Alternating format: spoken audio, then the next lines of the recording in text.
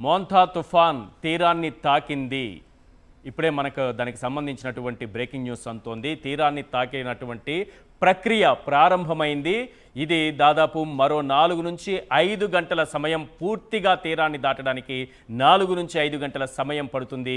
ఇప్పటికే మోంతా తుఫాన్ తీరాన్ని తాకిందనేటటువంటి బ్రేకింగ్ న్యూస్ మనం చూస్తున్నాం.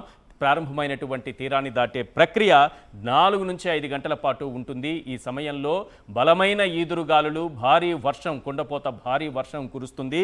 దీని ప్రభావం రేపంతా కూడా ఏపీలో ఇప్పటికే రెడ్ అలర్ట్ ఉన్నటువంటి ఆ జోన్లో, ఆ జిల్లాల్లో పూర్తి స్థాయిలో ప్రభావం రేపంతా కూడా కొనసాగుతుందని అంటున్నారు. తెలంగాణలోని కొన్ని ప్రాంతాలపైన, కొన్ని జిల్లాలపైన ఇది ప్రభావం చూపిస్తుంది. ప్రారంభమైంది, తీరాన్ని తాకేటటువంటి ప్రక్రియ ప్రారంభమైంది. తీరాన్ని తాకింది. 4 నుంచి 5 గంటల సమయం పడుతుంది. ప్రధానమైనది ఏంటంటే ఇది చాలా కీలకమైనటువంటి సమయంగా మనం భావించాలి. అందులో రాత్రి సమయంలో జరుగుతోంది కాబట్టి ఈ నష్టాన్ని నివారించడంలో అధికారులు ఎంత కృషి చేసినప్పటికీ కూడా రాత్రి వేళల్లో సహాయక చర్యలు కొనసాగించడంలో కాస్త ఇబ్బందులు ఉంటాయి. అలాగే సముద్రం యొక్క అలల ఆటుపోట్లు కానీ, అలలు ఎగిసి పడుతున్నటువంటి విధానం కానీ, అలలు ముందుకొస్తున్నటువంటి ఎంత దూరం ముందుకొచ్చింది, ఎంత ముందుకొచ్చింది అన్న విషయాన్ని కనుగొనడం కానీ ఈ రాత్రి వేళల్లో అది సాధ్యపడదు. అలాగే విద్యుత్ వ్యవస్థకు తీవ్ర స్థాయిలో అంతరాయం ఏర్పడుతుంది కూడా. ఈ ఎదురుగాలులకు అంతరాయాన్ని పునరుద్ధరించడానికి, విద్యుత్తును పునరుద్ధరించడానికి కూడా కొంత సమయం పడుతుంది రాత్రి వేళల్లో సహాయ సహకారాలకి. కాబట్టి అధికారులు చెప్పినట్టుగా, ప్రభుత్వం చెప్పినట్టుగా ప్రజలందరూ కూడా సురక్షిత ప్రాంతాల్లో ఉండాలి, ఇళ్లలోనే ఉండాలి. లేదంటే వారికి పునరావాస కేంద్రాలు ఏర్పాటు చేస్తుంటే ఆ పునరావాస కేంద్రాల్లోనే తలదాచుకోవాలి, అక్కడే ఉండాలి. అలాగే ఎవరూ కూడా బయటకు వెళ్ళొద్దు. ఇప్పటికే మోంతా తుఫాన్ తీరాన్ని తాకింది. ఎప్పుడు తీరాన్ని తాకుతుందా, ఏ క్షణంలో దీని ప్రభావం ఏ స్థాయిలో ఈ రాష్ట్రం పైన విరుచుకుపడుతుందనేటటువంటి భయాందోళన కొనసాగుతున్న సమయంలో మోంతా తుఫాన్ తీరాన్ని తాకిందనే బ్రేకింగ్ న్యూస్ మనం చూస్తున్నాం. ప్రజలు అప్రమత్తంగా ఉండాలి. రోడ్లపైన ఎవరూ కూడా తిరగకండి. ఈదురుగాలులకు చెట్లు, విద్యుత్ స్తంభాలు కూలిపోయేటటువంటి ప్రమాదం ఉంది. కాబట్టి రోడ్లపైన ఎవరూ లేకుండా, అలాగే 8:30 నుంచి రాత్రి 8:30 నుంచి పూర్తి స్థాయిలో జాతీయ రహదారులపైన, హైవేలపైన కూడా వాహనాలని పూర్తిగా నిలిపివేస్తున్నారు. ఈ రెడ్ అలర్ట్ ఉన్నటువంటి జోన్లు, అలాగే జిల్లాలన్నింటిలో కూడా దీని ప్రభావం చాలా ఎక్కువగా ఉండబోతుంది. Sir please. సో ఇప్పుడు నేను అనుకున్నాం కదా, రియల్ టైం ట్రాక్ చేస్తున్నారు. ఇప్పుడు క్రాస్ అవుతుంది, టచ్ అయ్యింది అంటే అర్థం ఏంటంటే satellite is watching it. So అది అట్లా పెట్టుకుంటే దాని ప్రభావం ఉంటుంది. అదృష్టవశాత్తు చాలా పెద్దది కాదు. నేను చూసిన వాటిల్లో కొంచెం, నేను చూసినప్పుడు 200 కిలోమీటర్ల స్పీడ్తో గాలిలో వచ్చిన సందర్భాలు ఉన్నాయి. సో పాయింట్ ఇక్కడ ఏంటంటే డ్యామేజ్ కంట్రోల్కి ఒకవైపున ఆస్తి ప్రాణ నష్టాలు కాకుండా చూసుకుంటూ, ప్రజల్ని సురక్షిత ప్రాంతాల్లో పెట్టుకుంటూ పంటల్ని జాగ్రత్త చూసుకోవాలి. ఇప్పుడు కాలువలన్నిటినీ క్లోజ్ చేయాలి. కాలువలు క్లోజ్ చేసినప్పుడు సిస్టమ్ ఎట్లా పనిచేస్తుందంటే, కోస్టలాంధ్రలో డెల్టాలో ఏ కాలువ అయితే నీకు పొలాలకు నీళ్లు తెస్తుందో అదే కాలువ డ్రైనేజ్ లాగా పనిచేస్తుంది. అంటే పొలాల్లో ఎప్పుడైతే నీళ్లు నిలబడి పంట తడిసిపోయి అది చెడిపోయి మోసులు వచ్చేటువంటి పరిస్థితి రాకుండా పొలంలో ఉన్న నీళ్ళని కాలువలోకి లాగుతుంది, రివర్స్లో అనమాట. ఆ పని చేయించగలిగితే డ్యామేజ్ తగ్గుతుంది. అది కొన్ని సమయాల్లో ఏంటంటే నీళ్ళని ఆపిండరు,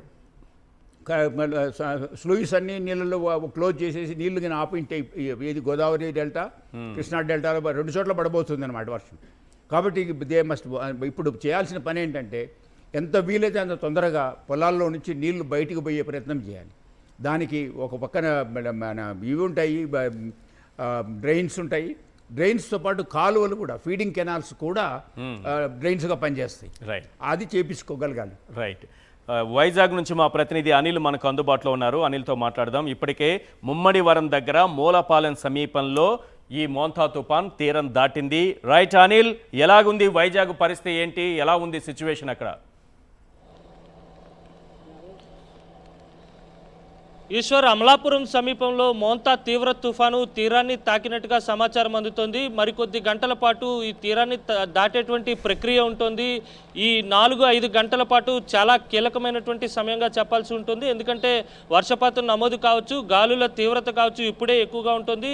తీరాన్ని తాకిన తర్వాత తీరాన్ని దాటేటువంటి ప్రక్రియలో కాస్త ఆ ప్రాంతంలో గాలుల తీవ్రత వర్షం తగ్గుముఖం పట్టినప్పటికీ కూడా క్రమంగా పుంజుకొని ఇతర ప్రాంతాల్లో ఏదైతే విండ్ వచ్చేటువంటి ఆ ప్యాటర్న్స్ ఏవైతే ఉన్నాయో ఆ 3 స్థాయిల్లో కూడా పూర్తిగా గాలుల తీవ్రత కొనసాగేటువంటి అవకాశం కనిపిస్తుంది. ముఖ్యంగా కాకినాడతో పాటు అలాగే అమలాపురం ఆ చుట్టుపక్కల ఉన్నటువంటి అంతర్వేది ఆ ప్రాంతాల్లో పెద్ద ఎత్తున గాలుల తీవ్రత ఉండేటువంటి అవకాశం కనిపిస్తుంది. ముఖ్యంగా కోనసీమ జిల్లాతో పాటు కాకినాడ జిల్లాలో హై అలర్ట్ కొనసాగుతున్నటువంటి నేపథ్యం కనిపిస్తుంది. తుఫాను తీరాన్ని తాకింది కనుక 4-5 గంటల పాటు తీరాన్ని దాటేటువంటి ప్రక్రియ ఉంటుంది. ఎందుకంటే సాధారణంగా చిన్న సిస్టమ్స్ అయితే తక్కువ సమయంలోనే తీరాన్ని దాటేటువంటి అవకాశం ఉంటుంది. కానీ ఇది తీవ్ర తుఫానుగా తీరాన్ని తాకింది కనుక తీరం దాటేటువంటి ప్రక్రియ అనేది 4-5 గంటల పాటు కొనసాగేటువంటి అవకాశం ఉంటుంది. ఈ సమయమే చాలా కీలకంగా భావించాల్సి ఉంటుంది. ఎందుకంటే 110 కిలోమీటర్ల వేగంతో గాలులు వీచేటువంటి ప్రమాదం ఉంది కనుక తీర ప్రాంత ప్రజలు అత్యంత అప్రమత్తంగా ఉండాలని వాతావరణ శాఖ ఇప్పటికే హెచ్చరించింది. ఇప్పటికే తీర ప్రాంతంలో ఉన్నటువంటి అన్ని ఏరియాల్లో కూడా వర్షపాతం మళ్ళీ ప్రారంభమైంది. తిరిగి గాలుల తీవ్రత కూడా కొనసాగుతుంది. ప్రస్తుతం నేను అనకాపల్లి జిల్లాలోని రేవు పోలవరం మత్స్యకార గ్రామంలో ఉన్నాను. ఇక్కడ పెద్ద ఎత్తున గాలుల తీవ్రత కావచ్చు వర్షపాతం కావచ్చు నమోదవుతున్నటువంటి నేపథ్యం కనిపిస్తుంది. అలాగే కాకినాడ అలాగే అమలాపురం అంతర్వేది బియ్యపు తిప్ప వంటి ప్రాంతాల్లో పెద్ద ఎత్తున గాలుల తీవ్రత వర్షపాతం ఎక్కువగా నమోదయ్యేటువంటి అవకాశం కూడా కనిపిస్తుంది. ఈ వర్షాలు రాత్రి అలాగే రేపటి వరకు కూడా కొనసాగేటువంటి సూచనలు కూడా కనిపిస్తున్నాయి. పూర్తిగా తీరాన్ని దాటిన తర్వాత కూడా 48 గంటల పాటు దీని ప్రభావం కొనసాగేటువంటి అవకాశం స్పష్టంగా కనిపిస్తుంది ఈశ్వర్. అయితే కొద్దిసేపటి క్రితమే తీరాన్ని ఈ మోన్చా తీవ్ర తుఫాను తాకింది. తీరాన్ని దాటడానికి మాత్రం 4-5 గంటల పాటు సమయం పడుతుంది. కోనసీమలో అత్యంత భారీ గాలులు ఉండేటువంటి అవకాశం ఉంటుంది. అలాగే ఉప్పాడ తీరంలో ఉప్పెన ముప్పు పొంచి ఉన్నట్టుగా వాతావరణ శాఖ గడిచిన 2 రోజులుగా హెచ్చరిస్తూనే వస్తుంది. సముద్రం ఇప్పటికే రాకాసి అలలతో ఎగసి పడుతున్నటువంటి సందర్భం అక్కడ కనిపిస్తుంది. ఇప్పుడు తుఫాను తీరాన్ని తాకింది కనుక తీరాన్ని దాటేటువంటి క్రమంలో అక్కడ ఉప్పెన మరింత ఎక్కువగా ఉండేటువంటి అవకాశం కూడా ఉంటుంది.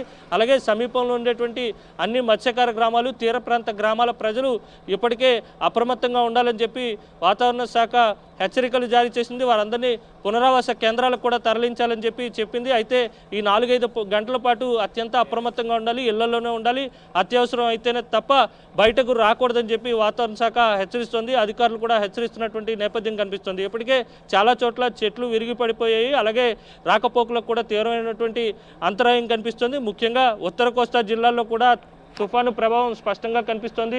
ఉమ్మడి విశాఖ జిల్లా వ్యాప్తంగా కూడా కుండపోత వానలు కురుస్తున్నాయి. ఏజెన్సీ ప్రాంతాల్లో లోతట్టు ప్రాంతాలన్నీ జలమయమయ్యాయి. అలాగే వాగులు వంకలు పొంగి పొర్లుతున్నాయి. ముఖ్యంగా చూసుకుంటే కేకే లైన్ కూడా కొండ చర్యలు విరిగిపడి దెబ్బతిన్నటువంటి పరిస్థితి. 63వ కిలోమీటర్ వద్ద కేకే లైన్ దెబ్బతిన్నట్టుగా కూడా సమాచారం ఉంటుంది. మొత్తంగా చూస్తే కోస్తా జిల్లాల్లో హై అలర్ట్ కొనసాగుతుంది. తుఫాను పూర్తిగా తీరాన్ని దాటిన తర్వాత క్రమంగా దాని ప్రభావం తగ్గుముఖం పట్టేటువంటి అవకాశం ఉంటుంది కనుక ప్రజలంతా అప్పటి వరకు అప్రమత్తంగా ఉండాలని అధికారులు హెచ్చరిస్తున్నారు. ఈ 4-5 గంటలు చాలా కీలకం.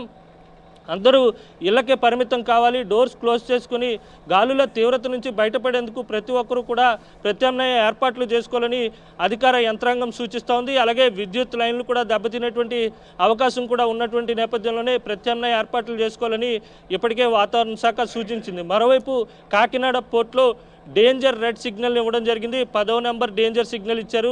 అత్యంత పెద్ద ఎత్తున గాలుల తీవ్రత కావచ్చు, సముద్ర పోర్టు కావచ్చు ఉండేటువంటి అవకాశం ఉంటుంది. అలాగే విశాఖ, గంగవరం, కళింగపట్నం, భీమినిపట్నం పోర్టులకు 9వ నెంబర్ ప్రమాద హెచ్చరికను కూడా ఇచ్చారు.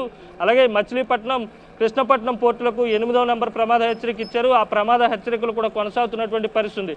అయితే హుదూద్ తుఫాన్ తర్వాత 10వ నెంబర్ ప్రమాద హెచ్చరిక ఇటీవల కాలంలో కాకినాడ పోర్టుకి ఇవ్వడం ఇదే ప్రథమం. 11వ నెంబర్ ప్రమాద హెచ్చరిక కానీ ఇస్తే కనుక పూర్తిగా కమ్యూనికేషన్ సిస్టమ్ కానీ లేకపోతే ఇతరత్ర వ్యవస్థలన్నీ స్తంభించిపోయేటువంటి అవకాశం ఉంటుంది. ఇప్పటికే కార్గో హ్యాండ్లింగ్ వంటి లాజిస్టిక్ అంతా కూడా ఆపేయాలని చెప్పి అధికారులు సూచించారు. మొత్తంగా చూస్తే కనుక తుఫాను తీరాన్ని తాకింది. మరో 4-5 గంటల పాటు ఈ తీరాన్ని దాటేటువంటి ప్రక్రియ అయితే కొనసాగబోతుంది ఈశ్వర్.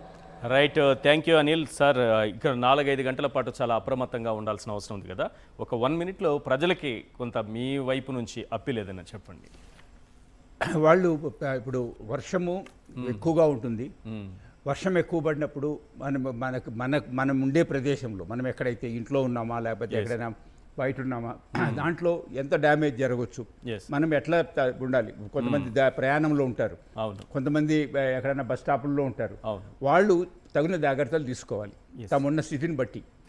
రెండవది ఈ ప్రభుత్వ యంత్రాంగం కూడా ఎక్కడ ఎక్కువగా వర్షం పడి నీళ్ళ ఫ్లోస్ ఉంటాయి తెలుస్తుంది అనమాట, ఎక్కువ ఇక్కడ ఫ్లడ్డింగ్ జరుగుతుందని, అక్కడ నుంచి సురక్షిత ప్రాంతాలకు తరలించే ప్రయత్నం ఎక్కువ చేయాలి.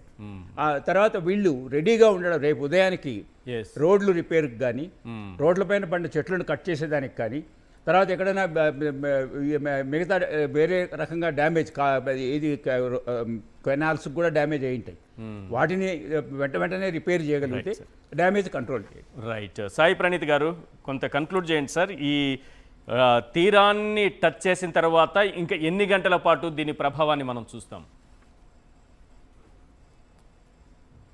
ఏమవుతుందంటే it will pass through Andhra, complete ఆంధ్రాని కవర్ చేస్తూ తెలంగాణ రాష్ట్రంలో ఎంటర్ అయ్యి దాని తర్వాత ఛత్తీస్గఢ్ మీదుగా వెళ్తుంది సైక్లోన్ అనేది. సో సైక్లోన్ అనేది రేపు తెలంగాణలోకి వెళ్ళగానే it will weaken into a depression, అంటే ఒక వాయుగుండంగా బలహీనపడుతుంది. అలానే రేపు రాత్రికి వెళ్ళేసరికి ఒక బలహీనమైన వాయుగుండంగా మనకు ఛత్తీస్గఢ్ రాష్ట్రంలోకి వెళ్తుంది. సో బలహీనమైన వాయుగుండం ఉంటుంది కాబట్టి డెఫినెట్ గా మనకు ఆంధ్రప్రదేశ్ లో మనకు మార్నింగ్ నుంచి మధ్యాహ్నం దాకా ప్రభావం అనేది ఉండే అవకాశాలు కోస్తాంధ్ర జిల్లాల్లో, ముఖ్యంగా మధ్య కోస్తాంధ్ర అంటే విజయవాడ సైడ్ కానీ లేకపోతే కాకినాడ సైడ్ కానీ ఉంటుంది. అలానే ఉత్తర కోస్తాంధ్ర అంటే వైజాగ్ నుంచి శ్రీకాకుళం వరకు ప్రభావం అనేది ఉంటుంది. దాంతో పాటుగా మనకు మధ్యాహ్న సమయం నుంచి రాత్రి సమయం లేదా అర్ధరాత్రి సమయం దాకా తూర్పు తెలంగాణ జిల్లాలు అంటే వరంగల్ పక్కన ప్రాంతం కానీ, లేకపోతే కరీంనగర్ కావచ్చు, లేకపోతే ఖమ్మం, సో ఈ ప్రాంతం మొత్తంగా మనకు వర్షాలు అనేవి బాగా విపరీతంగా ఉంటుంది. అట్ ద సేమ్ టైం గాలులు కూడా మనకు తగ్గుముఖం పడుతూ వస్తుంది. తెల్లవారుజామున మనకు ఆంధ్రాలో మొదలైతే ఆంధ్రాలో విపరీతమైన గాలులతో మొదలై రాత్రికి వెళ్ళేసరికి గాలులు తక్కువ, వర్షం ఎక్కువగా మనకు తెలంగాణ రాష్ట్రంలో ఉంటుంది.